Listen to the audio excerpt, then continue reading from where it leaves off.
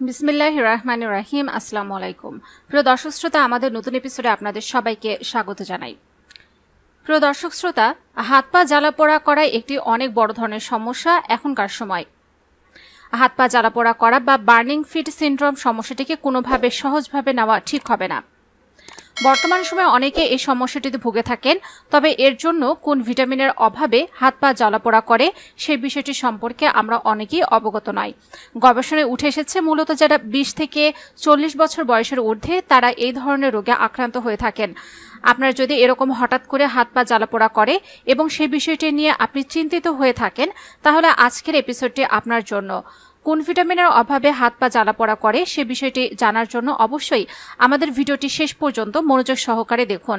So hello viewers, welcome to my channel Bangla health টিপসে। পরিবার এবং স্বাস্থ্য সংক্রান্ত যে কোনো নতুন তথ্য সবার আগে পেতে আমাদের চ্যানেলটিকে সাবস্ক্রাইব করে রাখুন এবং পাশে থাকা বেল আইকনে ক্লিক করে রাখুন। এতে করে পরিবার এবং স্বাস্থ্য সংক্রান্ত নতুন নতুন ভিডিও আপনারা পেয়ে যাবেন সবার আগে। প্রিয় দর্শক শ্রোতা, বর্তমান সময়ের সকলেই যেহেতু স্বাস্থ্য সচেতন, সেহেতু আজকের উল্লেখিত বিষয়টি তাদের জন্য খুবই গুরুত্বপূর্ণ হতে চলেছে।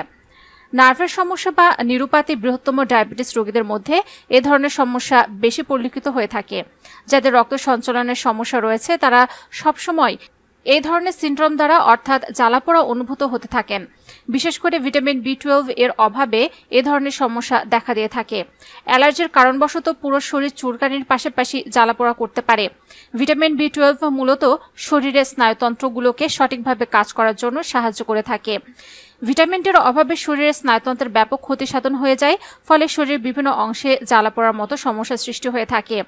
আসুন তাহলে এবার পর্যায়ক্রমে কোন ভিটামিনের অভাবে হাত পা জ্বালা পোড়া করে বিষয়গুলো সম্পর্কে জেনে নেওয়া যাক। Vitamin B12। চিকিৎসা বিজ্ঞানের গবেষণায় দেখা গেছে যে শরীরে ভিটামিন B12 এর ঘাটতি দেখা যায়, তাহলে পেরিফেরাল নিউরোপ্যাথিক অবস্থার সৃষ্টি হয়, যা থেকে হাত পা জ্বালা পোড়ার মতো সমস্যা তৈরি হতে থাকে। ভিটামিন B6 এর অভাবজনিত কারণে মানবদেহে পেরিফেরাল নিউরোপ্যাথিক নামক স্নায়ুতন্ত্রের রোগ হতে পারে। এই সমস্যার লক্ষণগুলোর মধ্যে রয়েছে হাত পায়ে জ্বালা পোড়া, অবসতা, সুই ঝিনঝিন ব্যথা এবং দুর্বলতা বিশেষভাবে উল্লেখযোগ্য। Vitamin D. সাধারণত ভিটামিন ডি শরীরে ক্যালসিয়ামের তাপমাত্রা বজায় রাখে। কোনো কারণে শরীরে ভিটামিন ডি এর ঘাটতি পড়ে যায়, সেক্ষেত্রে অস্টিওমেলাসিয়া রোগ হতে পারে, আর এজন্য হাত পা জ্বালা পোড়া করে। Vitamin B. ডাক্তারদের মতে ভিটামিন বি এর অভাবে মূলত বেরিবেরি রোগ হয়ে থাকে, আর এই বেরিবেরি রোগের কারণে পুরো শরীর বিশেষ করে হাত এবং পায়ের তালু প্রচুর পরিমাণে জ্বালা পোড়া করে। Vitamin C. ভিটামিন সি এই পুষ্টি উপাদানটির সাথে আমরা কম বেশি সকলে পরিচিত। বিশেষ করে টকজাতীয় ফল যেমন লেবু, কমলা, আপেল, আঙ্গুর ইত্যাদি ফলে প্রচুর পরিমাণে ভিটামিন সি পাওয়া যায়।